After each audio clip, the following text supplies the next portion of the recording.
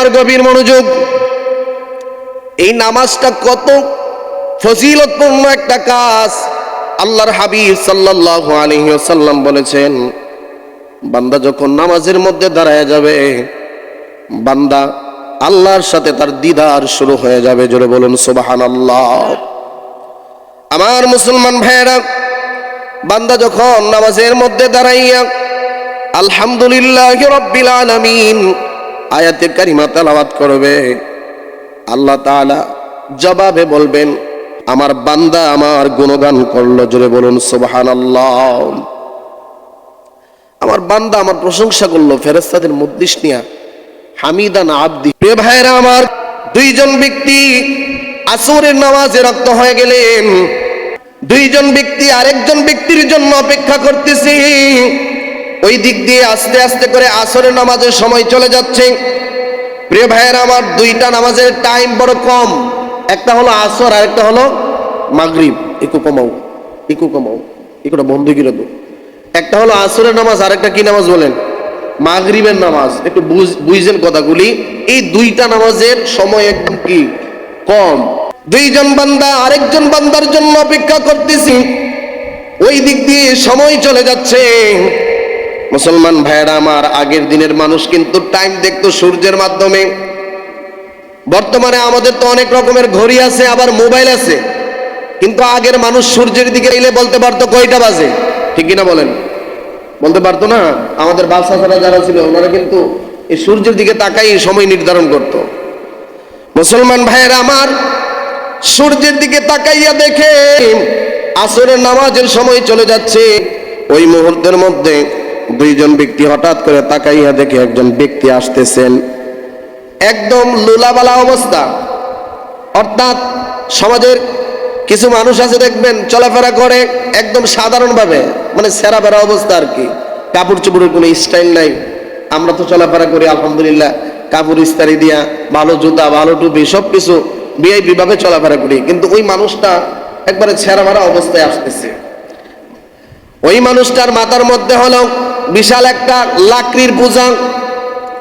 আল্লাহর বান্দা যখন দুইজন ব্যক্তির সামনে আসলেন, ওই দুইজন ব্যক্তির সামনে আসার পরে আবার আল্লাহর বান্দাকে দুইজন ব্যক্তি ডাক দেয়া কয়, আরে আল্লাহর বান্দা, আসরের নামাজের সময় হয়ে গেছে, চলো আমরা আসরের নামাজ আদায় করে নেই। জোরে বলুন সুবহানাল্লাহ। আল্লাহর বান্দা ডাক দেয়া কয়, ঠিক আছে তাইলে চলো আসরের নামাজ পড়ে নেই। দুইজন বান্দাকে ডাক দেয়া কয়, তোমরা আমার বস্তাটা, আমার মাথার মধ্যে যেই পূজাটা আছে ওই পূজাটা নিচে নামানোর জন্য তোমরা সহযোগিতা করো। দুইজন যখন পূজাটা এইভাবে মাথার উপরের মধ্যে ধরলেন, এবার দুইজন ব্যক্তি আল্লাহর ওই বান্দাকে ডাক দিয়া কয়, আরে আল্লাহর বান্দা, তোমার উজু আসেনি? ডাক দিয়া কয়, হ্যাঁ আমার উজু আছে, কারণ মুসলমান কখনো উজু ছাড়া থাকতে পারে না। জোরে বলুন সুবহানাল্লাহ। প্রিয় ভাইয়েরা আমার, মনে রাখবেন, উজু রাখাটা অন্যতম বড় একটা ইবাদত। আল্লাহর হাবিব সাল্লাল্লাহু আলাইহি সাল্লাম বলেছেন, উজু অবস্থায় কেউ যদি ইন্তেকাল করে ওই ব্যক্তি শহীদি মর্যাদা লাভ করে। উজু অবস্থা, উজু রাখবেন এই জন্য সবসময়।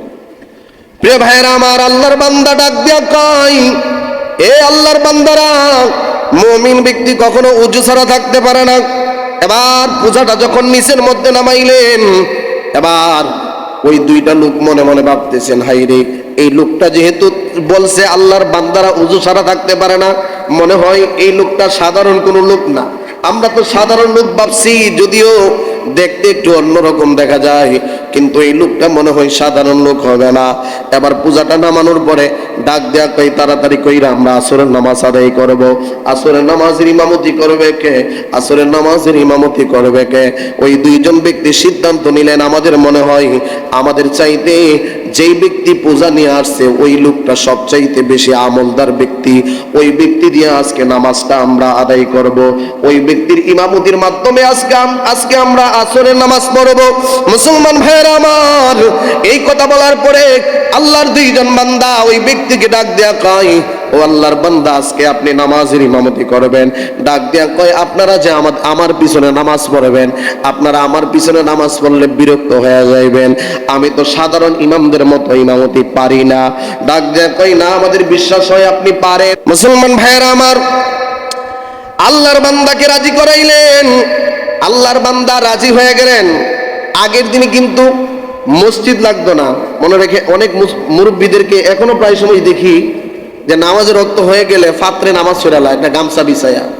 এই মুরব্বীও নাই, কাজ শুরু করলে শুরু করেই দেই, কোনো খবর নাই। কোথায় জোহর চলে যাচ্ছে, কোথায় আসর চলে যাচ্ছে, কোনো খবর নাই।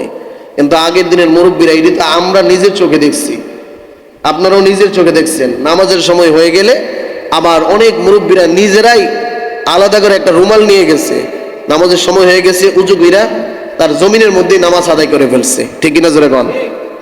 মুসলমান ভাইয়েরা আমার, জমিনের একটা পাশের মধ্যে আল্লাহর বান্দারা দাঁড়াইলো। নামাজের মধ্যে দাঁড়ানোর পরে আল্লাহর বান্দা ওই লাকড়িওয়ালা ব্যক্তি ওই নামাজের মধ্যে দাঁড়ায় এত দেরি করতেছে, রুকু আর দেয় না, রুকু আর দেয় না।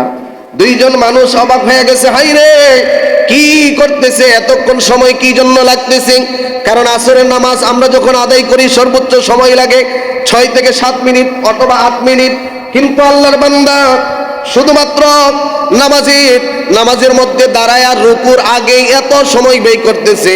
দুইজন মনে মনে ভাবতেছেন, নামাজের মধ্যে দাঁড়াই তো আমাদের মনে হয় আসরের রক্ত সময়টা চলে যাবে, কারণ আসরের সময়টা হলো একদম অল্প।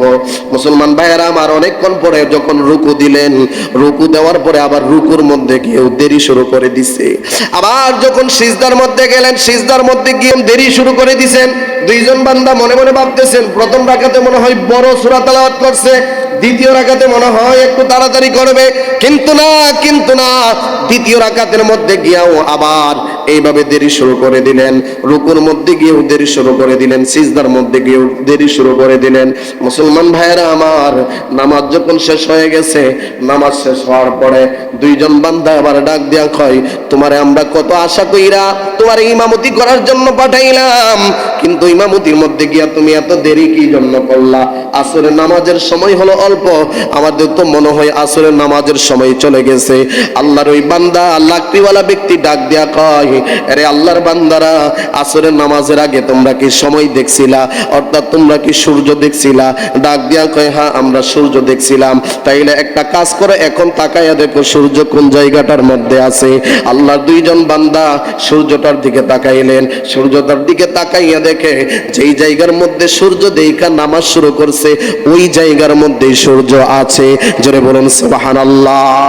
অর্থাৎ সময় বাড়ে নাই, সময় জায়গার মধ্যে কি আছে। সুবহানাল্লাহ জোরে বলবেন না? দুইজন ব্যক্তি অবাক হয়ে গেছে, হাই রে, এই লোক তো সাধারণ কোনো লোক না। এই লোক কি সাধারণ কোনো লোক? এই লোক তো সাধারণ কোনো লোক না। ব্যাপার কি, যেই জায়গার মধ্যে যেই সময়ের মধ্যে দাঁড়ায় নামাজ শুরু করছি, আর যতক্ষণ সময় লাগাইছে, এতক্ষণে তো আসর না মাগরিবের সময় চলে যেত, কিন্তু আমরা যেই সময় দেখে গেছি ওই সময় আছে। নিশ্চয়ই এই বান্দাটা বুজুর্গ একজন ব্যক্তি। সুবহানাল্লাহ জোরে বলবেন না? আর আমরা যদি হইতাম, এতক্ষণ নামাজের মধ্যে দেরি করলে ইমামতি 3 দিন টিক লইলে আর কি সর্বোচ্চ। অনেক জায়গার মধ্যে ইমামতি চলে গেছে, ইমাম দেরি করে নামাজ পড়া দীক্ষা, অনেক জায়গার মধ্যে এমন হিস্টোরিও বাংলাদেশের জমিনে আছে। এই জন্য তাড়াহুড়া করে নামাজ পড়া যাবে না। মনে রাখবেন, নামাজের মধ্যে দাঁড়াইলাম মানে কার সামনে দাঁড়াইলাম বলেন? আল্লাহর সামনে দাঁড়াইছি। প্রিয় ভাইয়েরা আমার, আল্লাহর হাবিব সাল্লাল্লাহু আলাইহি সাল্লাম একদিন মসজিদে নববীর মধ্যে ঢুকলেন। ঢোকার পরে তাকায় দেখলেন একজন সাহাবী নামাজ পড়তেছেন অতি দ্রুত। তো আল্লাহর হাবিব সাল্লাল্লাহু আলাইহি সাল্লাম রাগান্বিত হয়ে গেলেন, চোখ লাল হয়ে গেছে। একে বলতেছে, এই এত দ্রুত নামাজ কি জন্য পড়ছো? আবার তুমি নামাজ পড়ো। তখন বলতেছে, ইয়া রাসূলুল্লাহ, আমি নামাজ পড়লে দ্রুত হয়ে যাই। আল্লাহর হাবিব বলছেন, ঠিক আছে তাহলে আবার নামাজ পড়ো। এইভাবে 3 বার নামাজ পড়াইছেন। আল্লাহর হাবিব রাগান্বিত হয়ে গেছেন। এই জন্য তাড়াহুড়া করে কি নামাজ পড়া যাবে বলেন? এই জন্য নামাজ পড়বেন ধীর স্থিরে। মনে রাখবেন, আল্লাহ আমাকে দেখতেছে। আল্লাহ কি আমাকে দেখতেছে? আল্লাহর সামনে আমি হাজির হয়ে আছি। ঠিক কিনা জোরে বলেন? মুসলমান ভাইয়েরা আমার, ডাক দিয়া কয়, আরে আল্লাহর বান্দা, বুঝলাম সময়ের জায়গায় আছে, কিন্তু আপনি আসরের নামাজ শুরু করলেন, ওই আসরের নামাজের মধ্যে কোন সূরা তেলাওয়াত করলেন? সূরাতুল বাকারা তেলাওয়াত করলেন, নাকি সূরাতুল আলে ইমরান তেলাওয়াত করলেন, নাকি সূরাতুন নিসা তেলাওয়াত করলেন? মুসলমান ভাইয়ের আমার, সূরাতুল বাকারা যদি তেলাওয়াত করে তাইলে প্রায় 50 থেকে 60 মিনিট সময় লাগে। আমার মুসলমান ভাইয়েরা, আল্লাহর বান্দারা ডাক দিয়া কয়, ও আল্লাহর বান্দা, আপনি কি জন্য দেরি করে নামাজ আদায় করলেন? নামাজের মধ্যে এমন কি আয়াত পড়ছেন, এমন কি সূরা পড়লেন? আল্লাহর বান্দা ওই কাঠুরি ব্যক্তি, ওই লাকড়িওয়ালা ব্যক্তি, তিনি ডাক দিয়া কয়, এরে আল্লাহর বান্দারা, তোমরা যখন নামাজ পড়ো, তোমরা নামাজের মধ্যে পড়ো আলহামদুলিল্লাহি রাব্বিল আলামিন, সাথে সাথে আবার পড়ো আর রহমানির রহিম, সাথে সাথে আবার পড়ো মালিক ইয়াউমিদ্দিন। তোমরা যখন নামাজ পড়ো, হাদিসের মধ্যে এসেছে, নামাজ যখন শুরু করে দিবা, যখন আলহামদুলিল্লাহ তেলাওয়াত করবা, তখন আল্লাহ তাআলা সাথে সাথে জবাব দেয়। তোমরা তো সাথে সাথে আল্লাহর জবাব না শুনেই নামাজ শেষ করে দাও। আমি যখন নামাজ শুরু করে দিলাম, নামাজ শুরু করার পরে আমি যখন আলহামদুলিল্লাহি রাব্বিল আলামিন তেলাওয়াত করলাম, আল্লাহ তাআলা যতক্ষণ না পর্যন্ত হামিদান আবদাহ, অর্থাৎ আমার বান্দা আমার প্রশংসা করতেছে, আল্লাহ তাআলা যতক্ষণ না পর্যন্ত এই কথার উত্তর না দিছে, ততক্ষণ না পর্যন্ত আমি অন্য কোনো আয়াত তেলাওয়াত করি না।